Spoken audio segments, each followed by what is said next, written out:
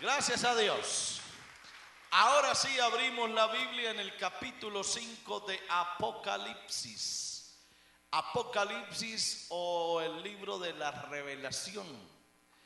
Este capítulo 5 de Apocalipsis hace parte de una revelación que recibió Juan cuando estuvo en la isla de Patmos.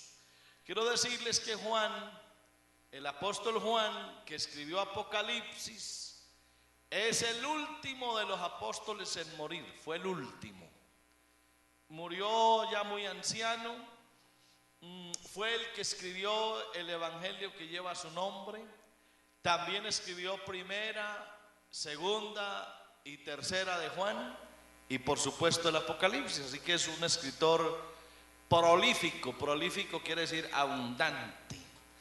Y fue el discípulo amado del Señor. Juan fue el que recostó su cabeza en el pecho del Señor. Y fue a Juan a quien el Señor lo miró desde la cruz. Amén.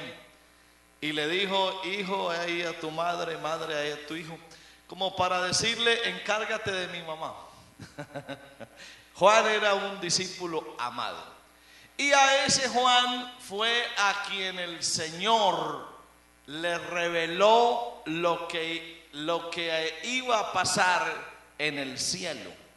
Por eso todo lo que diga Apocalipsis hace parte de algo que Dios le reveló a él, a Juan, y que él lo cuenta en sus palabras, lo que él vio. El libro de Apocalipsis es un libro lleno de figuras de dicción. Eso quiere decir que usa un lenguaje figurado, y que uno no puede leer Apocalipsis y quedarse con cada palabrita y cada significado, porque se confunde. Uno tiene que leer el Apocalipsis con un conocimiento de la doctrina amplio para no enredarse en conceptos. Este capítulo 5 que vamos a leer, muchos lo leen y quedan muy confundidos, porque según ellos enseña que hay dos en el cielo, y eso la Biblia no lo dice.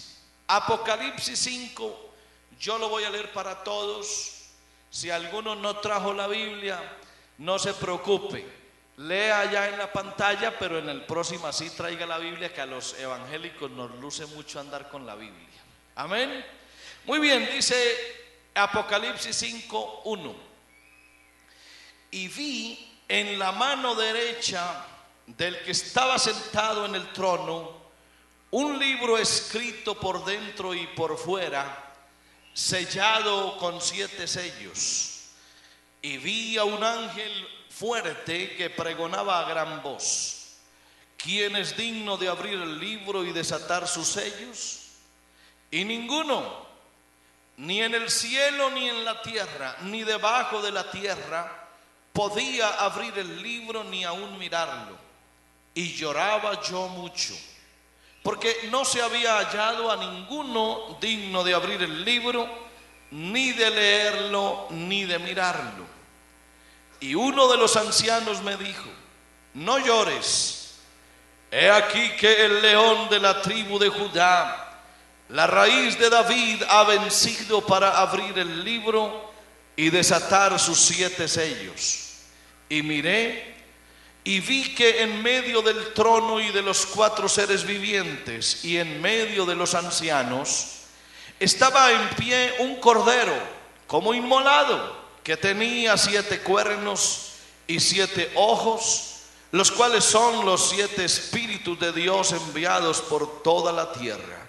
Y vino y tomó el libro de la mano derecha del que estaba sentado en el trono. Y cuando hubo tomado el libro, los 4 seres vivientes y los 24 ancianos se postraron delante del cordero.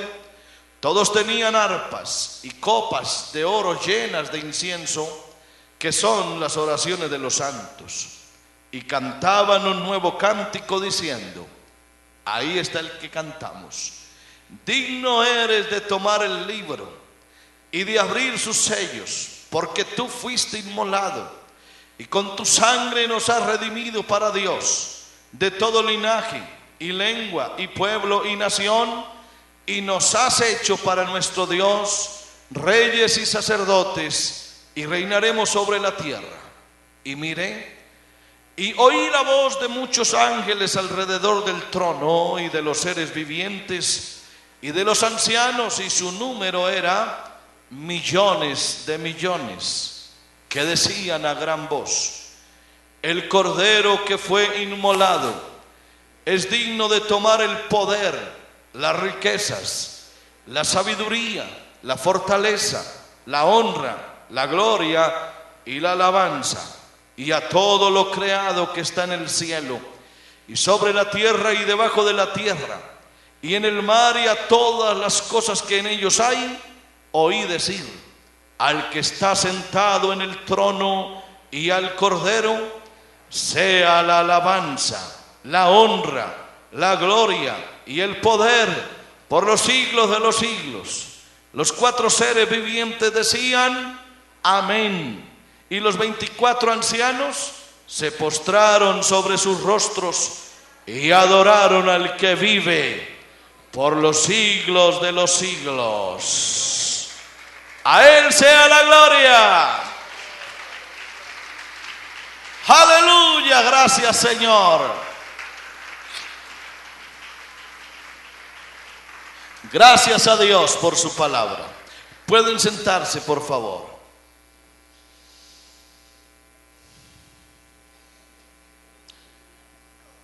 Un día Dios hizo a los hombres. Dice la Biblia que Dios hizo al hombre recto, pero ellos buscaron muchas perversiones. El hombre se alejó de los caminos de Dios. Cuando Dios hizo a los hombres, los hizo a su semejanza, a su imagen. Una imagen no física, sino espiritual.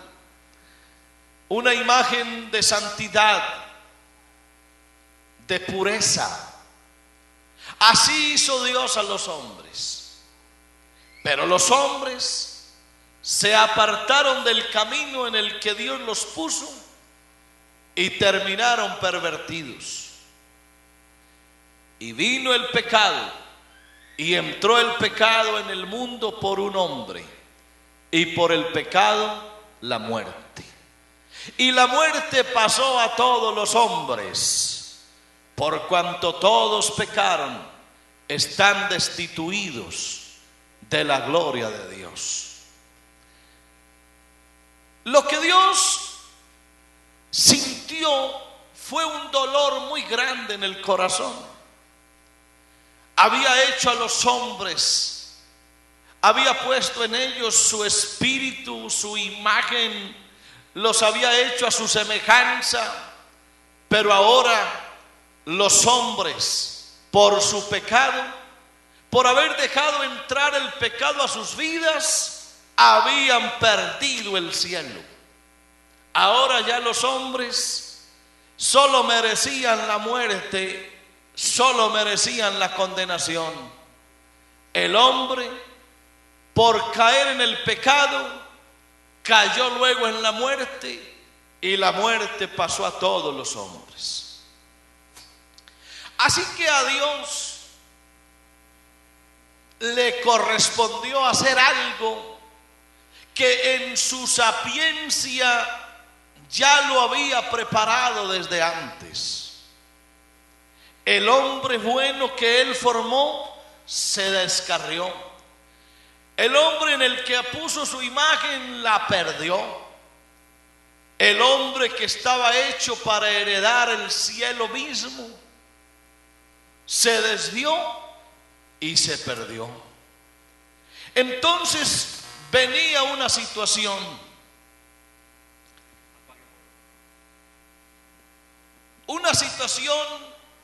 que Dios mismo veía que era necesario remediar. ¿Cómo hacer para que el hombre sea salvo? ¿Cómo hacer para que el hombre recobre el cielo? ¿Cómo hacer para que el hombre otra vez sea como Dios lo hizo al principio? Lo que Dios vio fue algo que se llamó redención. Era necesario redimir a los hombres. ¿Por qué redimirlo? ¿Qué significa redimir? ¿Qué es redención? Redención es rescatar. Redimir es rescatar. Es recobrar lo que se ha perdido. Y como el hombre se había perdido, era necesario rescatarlo. Pero aquí es donde viene la situación que muchos tal vez no han entendido. Dice la Biblia que sin derramamiento de sangre no hay remisión. No era posible redimir a los hombres de otra manera más que a precio de sangre. Es decir, la única forma de redimir a los hombres era derramando sangre. Y aquí es donde viene el capítulo 5 de Apocalipsis. Juan, que estaba en medio de su visión, a él se le mostró el cuadro de la redención. A Juan se le mostró en una visión lo que tendría que pasar para que el hombre fuera rescatado del tirano. Juan en esa visión vio cómo era que Dios iba a rescatar a los hombres. Y por eso es que él cuenta lo que vio. Él vio fue un cuadro. Él vio algo que hay que saberlo interpretar. ¿Qué vio Juan? Primero que todo, Juan vio a los hombres perdidos. Juan vio a los hombres sin salvación. Juan vio a la humanidad entera haciendo fila para entrar al infierno. Juan, cuando ve a la humanidad así, se pone a llorar. Él llora. Él ve las multitudes yéndose al infierno. Él ve las multitudes a las que Dios hizo a su imagen y semejanza. Los ve ahora perdidos. Van todos al infierno. Entonces, ¿qué hace Juan? Se pone a llorar. Él llora. A él le duele ver a los hombres yéndose al infierno. Y él se lamenta y dice, pero ¿quién podrá redimir a los hombres? Nadie. Y él mira para todo lado, nadie. Porque él sabía que a los hombres solamente se podían redimir pagando un precio, derramando sangre. No había quien desatara el libro, abriera sus sellos. Es decir, no había quien muriera por el hombre. No había quien derramara sangre por el hombre. Entre los hombres no había nadie, porque ellos todos iban para el infierno y el hombre a sí mismo no se puede salvar. Así que de esa fila que Juan vio, ninguno podía morir, porque todos eran pecadores.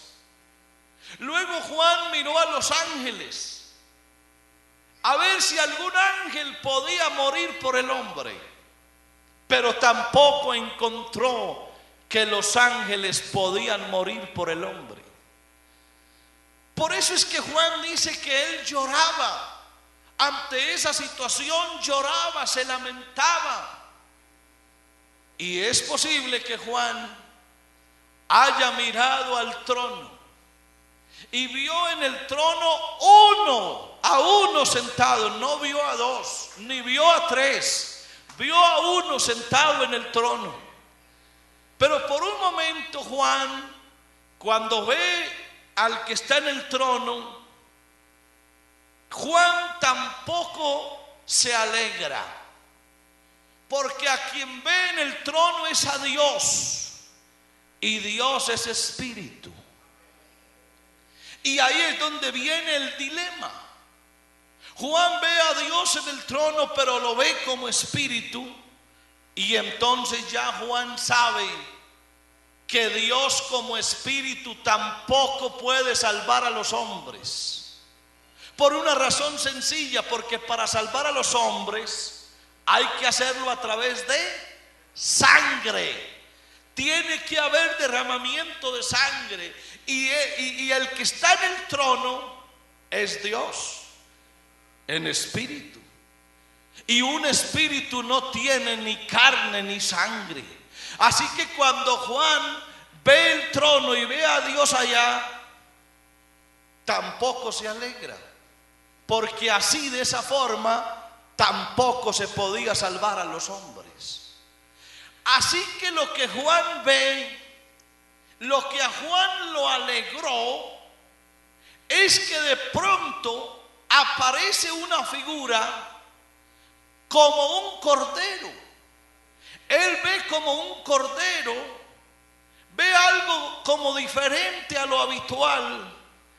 Dice la Biblia que vio al cordero que estaba como inmolado, que tenía 7 cuernos, 7 ojos, los cuales son los 7 espíritus de Dios. Él vio una figura y vio que ese cordero llegó hasta el que estaba sentado en el trono y tomó el libro de la mano derecha y abrió sus sellos. Ahí Juan entendió una cosa, escúchelo. No fue que Juan entendió que en el cielo habían 2, no. Lo que la Biblia está diciendo en el capítulo 5 de Apocalipsis no es que en el cielo hay 2. Lo que está diciendo Apocalipsis 5 es que al hombre hay que redimirlo con sangre, y que Dios, por ser espíritu, no tiene sangre, pero que Dios necesitó volverse hombre para tener un cuerpo como el nuestro y poder derramar sangre. Así que lo que vio Juan fue la manifestación de Dios en carne. Lo que Juan vio fue a Dios manifestado en carne para poder redimir a los hombres. Que eso es muy distinto a ver 2 en el cielo. Lo que Juan vio fue, escúchelo, el propósito de Dios de manifestarse en carne. Como quien dice, Dios le muestra a Juan lo siguiente. Le dice: mira, los hombres van al infierno. Yo, como espíritu que soy, no los puedo salvar porque no tengo sangre. Pero yo, que no tengo sangre, me voy a proveer un cuerpo y voy a nacer como nacen todos los seres humanos. Así como todos los que están haciendo esa fila, yo voy a nacer y voy a estar sin pecado. Y yo, que soy el creador, me voy a volver hombre, me voy a meter en un cuerpo y voy a nacer y voy a morir por los hombres y voy a derramar la sangre por ellos.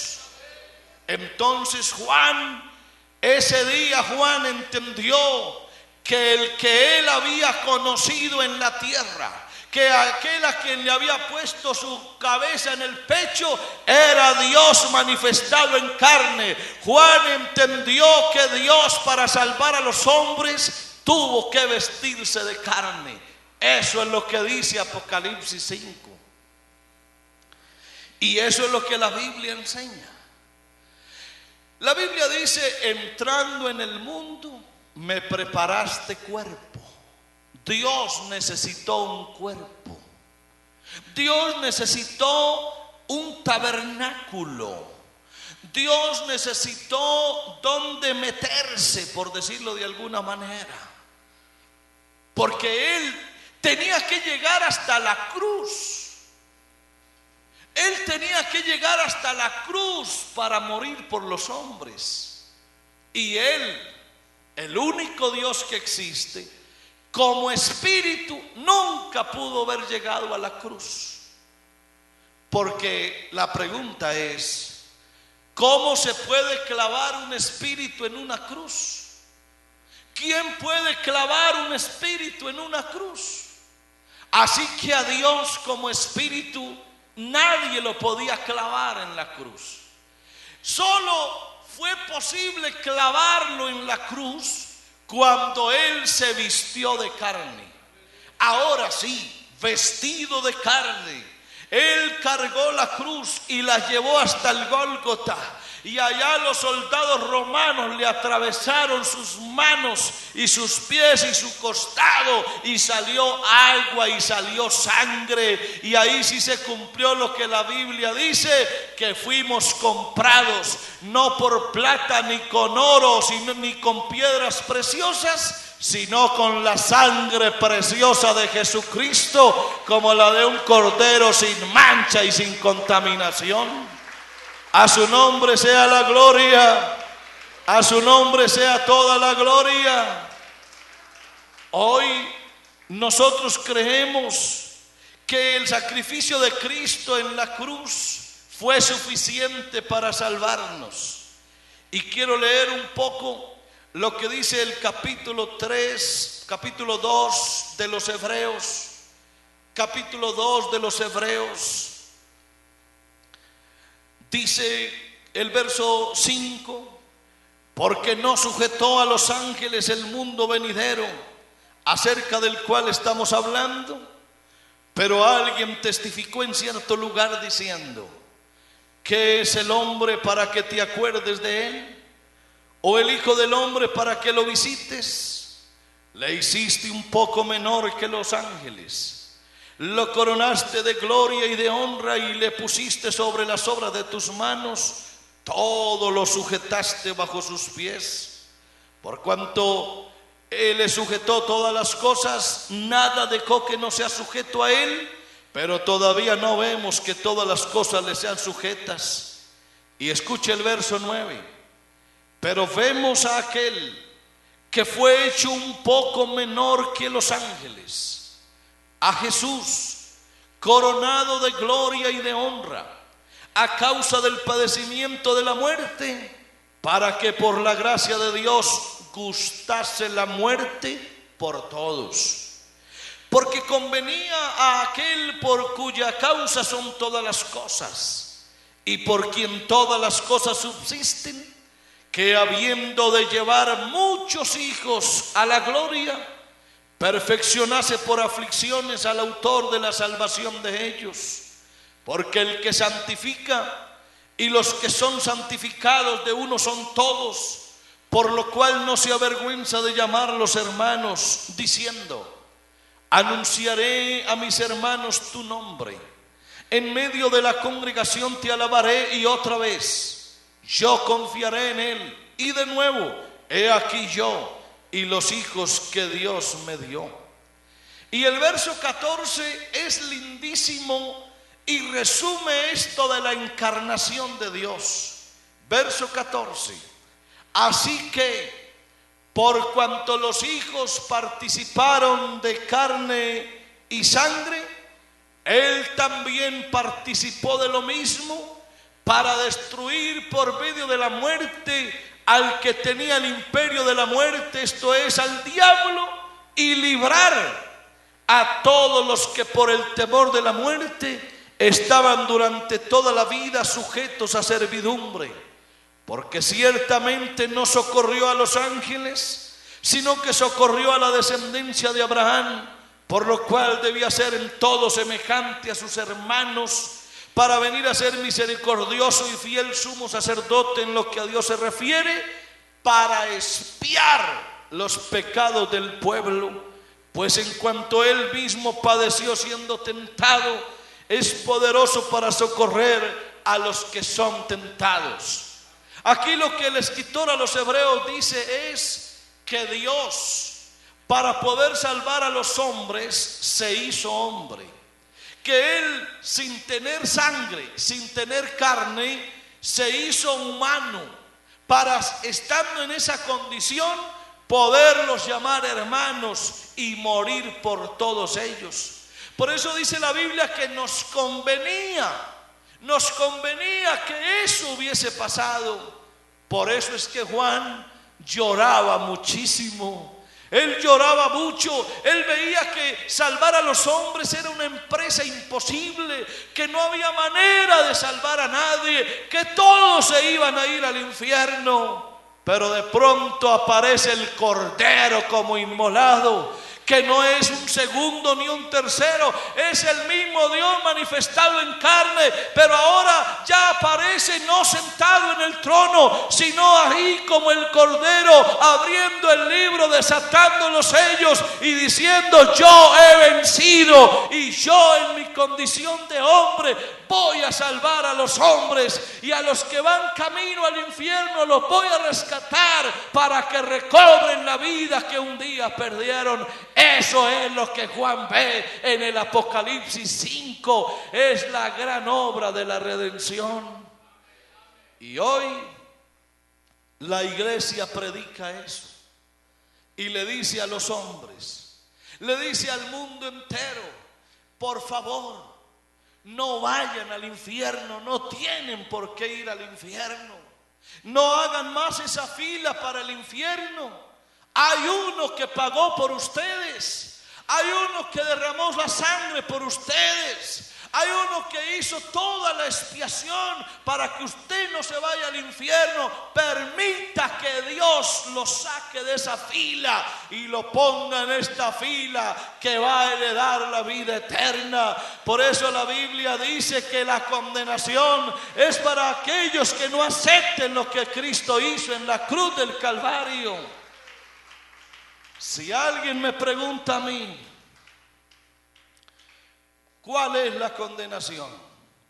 Yo respondo como dice la Biblia: la luz vino al mundo y los hombres amaron más las tinieblas que la luz, porque sus obras eran malas. Esa es la condenación. La condenación es cuando el hombre se rehúsa a aceptar el sacrificio de Cristo, cuando la gente no mira al Calvario, cuando a la gente no le interesa lo que Cristo hizo.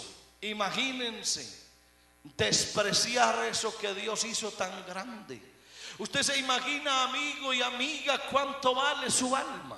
Usted se imagina cuánto alcanza a valer su alma. El alma suya no se pudo comprar con toda la plata del mundo. El alma suya vale tanto que no alcanzó el oro del mundo. El alma suya vale tanto que no se pudo ni siquiera juntar todas las piedras preciosas y darlas por su alma. Dice uno de los salmos que la salvación de un hombre, la salvación de su alma es de gran precio y no se logrará jamás.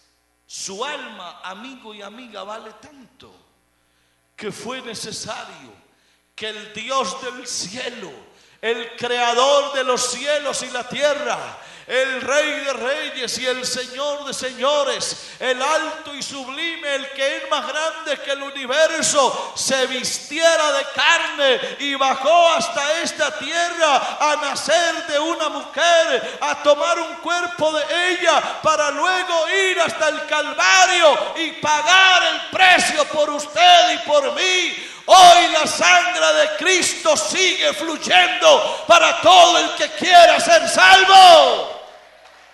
A su nombre sea la gloria. Ser salvo hoy es lo más fácil, lo más sencillo. No hay que hacer ningún sacrificio, no hay que pagar dinero, no hay que ir a ningún lado, no hay que hacer ninguna ceremonia para que tú seas salvo.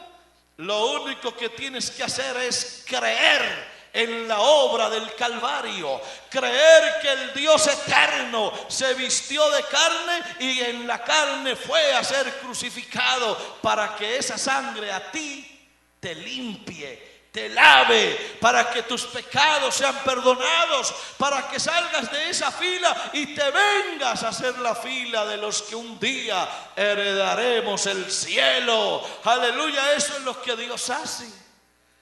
Qué bueno que tú entendieras que no se puede menospreciar la obra del Calvario.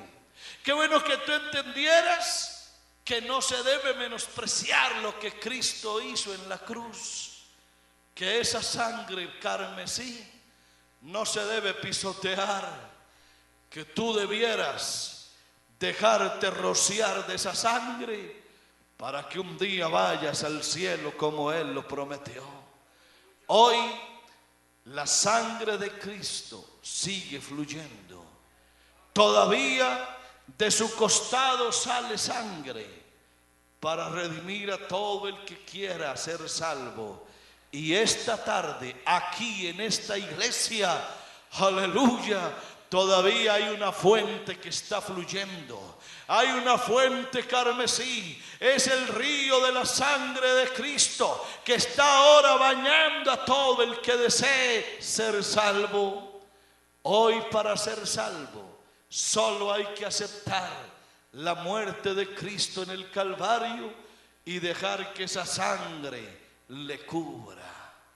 Yo lo hice hace ya varios años. Hay aquí un gran número de hombres y mujeres que también lo hicieron y nos sentimos felices y agradecidos con Dios y complacidos por lo que Él hizo. Y un día le diremos: Señor, estamos eternamente agradecidos porque lo que tú hiciste es el acto de amor más grande que jamás se había podido hacer.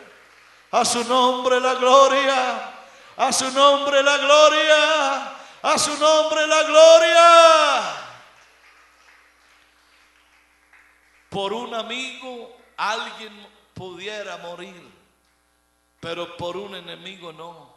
Y dice la Biblia que Dios muestra su amor para con nosotros en que, siendo aún pecadores, aún siendo enemigos, Cristo murió por nosotros. Cristo murió por ti, amigo, por mí, murió Él, murió por todos, amén. Lo único que tú tienes que hacer es aceptar el sacrificio de Cristo en la cruz y decirle: Señor, gracias, porque el que debiera estar sobre la cruz era yo. Porque el que tenía que pagar por mis pecados era yo. Porque el que tenía que ir al infierno era yo. Pero tú viniste a morir por el hombre. Tú dejaste allá esa potestad maravillosa que tenías y te hiciste hombre. Aunque nunca dejaste de ser Dios, aunque nunca perdiste ninguna potestad, aunque nunca perdiste ninguna de tus cualidades, nada perdiste. Pero sí te humillaste y viniste a morir una muerte de cruz, solo por salvarme. Por eso, mi amigo, hoy el evangelio se resume en eso.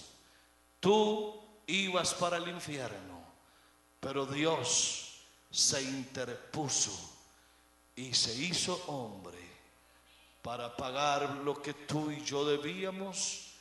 Eso fue lo que alegró a Juan, ver el cordero como inmolado, abriendo el libro y desatando sus sellos y declarando que había salvación.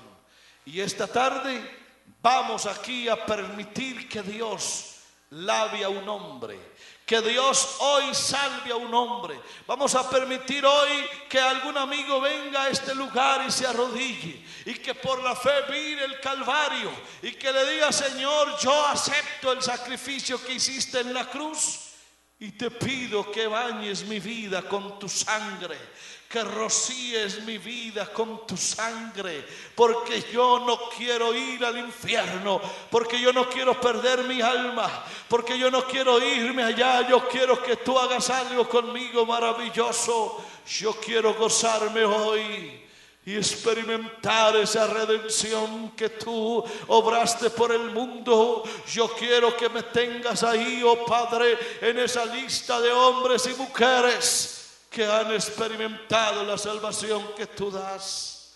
Invito a la iglesia toda a estar de pie. Y voy a invitar a otro amigo. Ya aquí hay un buen número de amigos que han venido, pero quiero invitar a otra persona que esté allá. Otro señor, otro caballero, una señora, una joven, alguien que quiera venir aquí y se arrodille un momentito ante Dios y le diga: Señor, gracias por lo que tú hiciste en la cruz.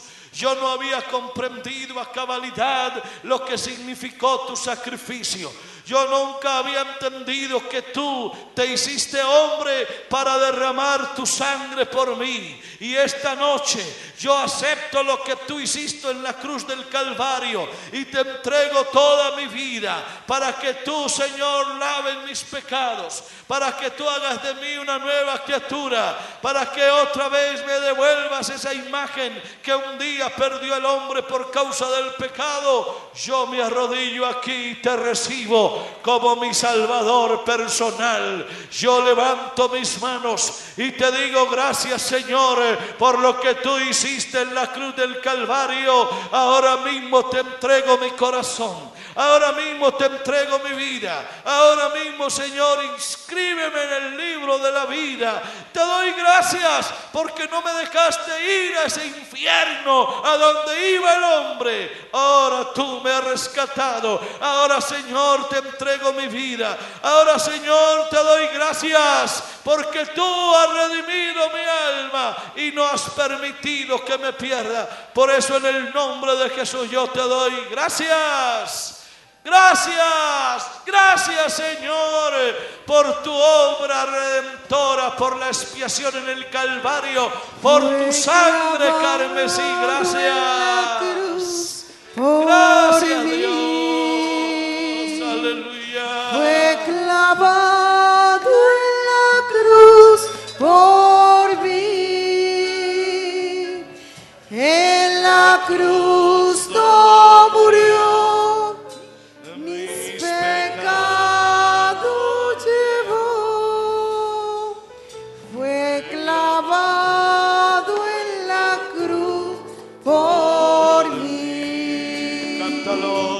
Fue clavado en la cruz por mí. Oh, aleluya, gracias, Señor.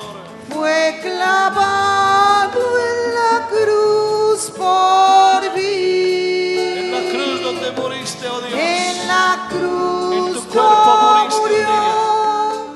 Mis Aleluya, pecados llevó. Fue clavado en la cruz por mí. Dile gracias, Señor, porque un día Fue clavado en la cruz por mí. Llevaste hasta la cruz. Fue clavado en la cruz Por eso hoy por te mí. entrego mi vida, Jesús. Gracias. En la cruz no murió, mis pecados llevó. Fue clavado en la cruz por mí. ¿Sabes?